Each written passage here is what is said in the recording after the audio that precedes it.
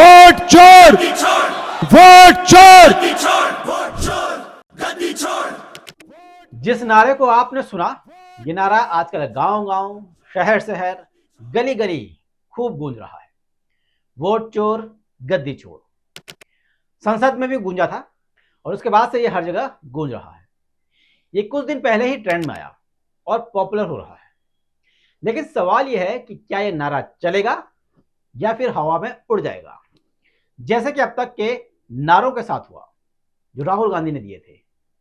आज उन तमाम नारों की बात करेंगे जो राहुल गांधी ने दिए और उनके हश्र को भी बताएंगे और साथ ही बताएंगे उनके हश्र की वजह। लेकिन जो वोट चोर गद्दी छोड़ का ये जो नारा है, ये बिहार की फिजाओं में गूंज रहा है। ये नेशनल नारा है, इसीलिए इसका असर बिहार पर कितना पड़ता है यह अलग बात है। खैर, इससे पहले 2024 में राहुल गांधी ने जो संविधान बचाओ का नारा दिया था, वो कह सकते हैं कि एक तरह से चल गया, हिट रहा। सुपर डुपर हिट तो नहीं हुआ, नहीं कह सकते उसको, क्योंकि बीजेपी 240 सीटें लाई, लेकिन इतना चल गया कि मोदी जी लड़खड़ा गए हैं और नीतीश कुमार और चंद्रबाबू नायडू की बैसाखियों पर चल रहे हैं। अगले 5 साल तक उन्हीं की बैसाखियों पर चलेंगे, ऐसे ही चलेंगे। और अगर चले तो अब शुरुआत करते हैं 2014 से, जो साल भारतीय राजनीति में एक बड़े बदलाव का साल था। इस समय 1996 में अब की बारी अटल बिहारी की तर्ज पर बीजेपी ने नारा दिया था, अब की बार मोदी सरकार।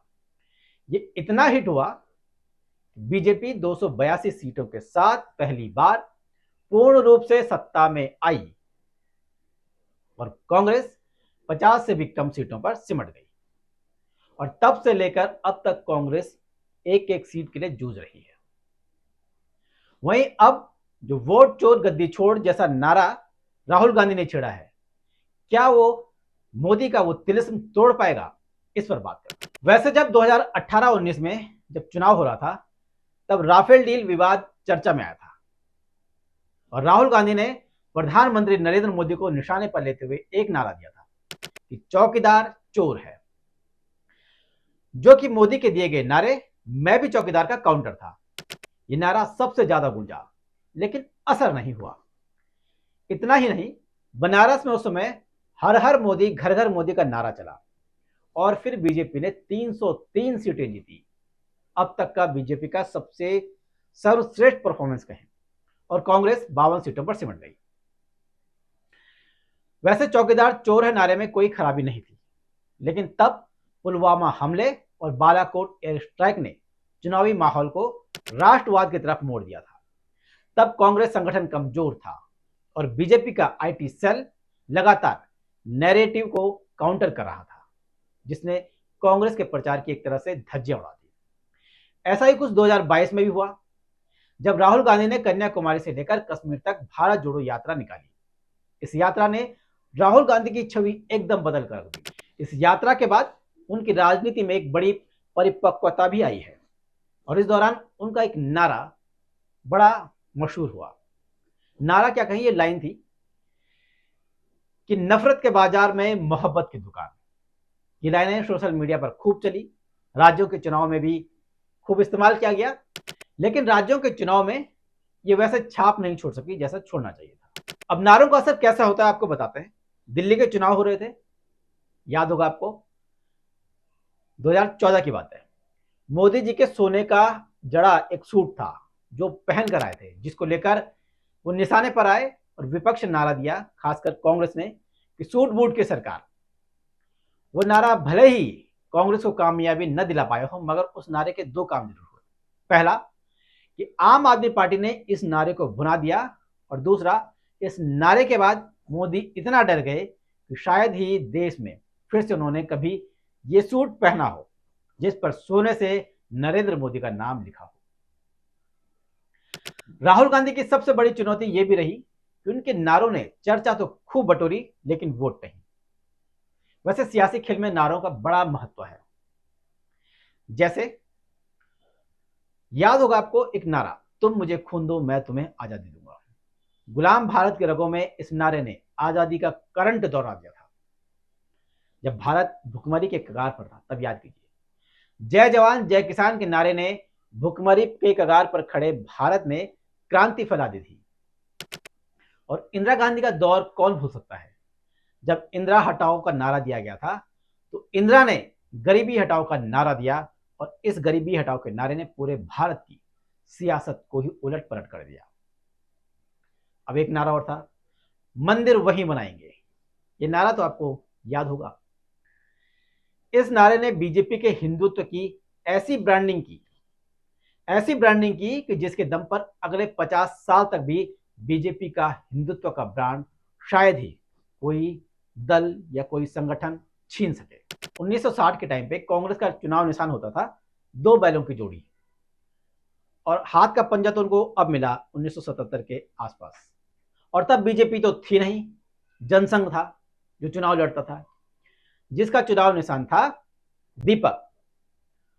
तो जनसंघ ने उस समय नारा दिया था कि जली झोपड़ी भागे बैल, ये देखो दीपक का खेल। और फिर कांग्रेस ने इसके जवाबी काउंटर नारा दिया। वो नारा था, इस दीपक में तेल नहीं, सरकार बनाना खेल नहीं। तो गजब की राजनीति चलती है, गजब के नारे लगते हैं, रोचक नारे लगते हैं। 1971 में इंदिरा गांधी ने गरीबी हटाओ का नारा उछाला तो इस नारे से कांग्रेस बम्पर सीटों से जीती। तो 1977 में जयप्रकाश नारायण ने जो नारा दिया था, इंदिरा हटाओ देश बचाओ, नतीजा कांग्रेसियों का इस नारे के चलते पत्ता ही साफ हो गया। नारे का मतलब जो उनकी पृष्ठभूमि थी उसके बाद जो नारा गढ़ा गया था। इसके बाद आई जनता पार्टी की सरकार। अब इसी दौरान उपचुनाव था कर्नाटक के चिकमंगलुरु से, वहां से इंदिरा गांधी फिर उपचुनाव लड़ रही थी। 1980 की बात है। और तब एक नारा बहुत हिट हुआ था कि एक शेरनी 100 लंगूर, चिकमंगलुरु चिकमंगलुरु। ये नारा भी बहुत हिट हुआ और फिर यहां से कांग्रेस की वापसी होने लगी क्योंकि इंदिरा गांधी चुनाव जीत गई थी, माहौल हल्का हल्का बदलना था। उसके बाद 1984 में इंदिरा गांधी की हत्या हुई और तब एक नारा चला, जब तक सूरज चांद रहेगा इंदिरा तेरा नाम रहेगा। इस नारे के बाद जो सहानुभूति की लहर पूरे देश में पैदा हुई, उसकी वजह से कांग्रेस को 404 सीटें मिली और भारत के इतिहास में किसी भी पार्टी को सबसे बड़ी जीत मिली, जिसमें कांग्रेस ने कुल 543 सीटों में चुनाव लड़ा था और 404 पर कब्जा किया था। 1990 के चुनाव में वीपी सिंह को लेकर एक बड़ा नारा दिया गया था कि राजा नहीं फकीर है, देश की तकदीर है। यह नारा भी लोगों की जुबान पर खूब छाया। और अब की बारी अटल बिहारी का नारा तो हमने आपको बता ही दिया कि 1998 में ये लोगों को खूब पसंद आया और जिसके बाद गठबंधन की सरकार बनी।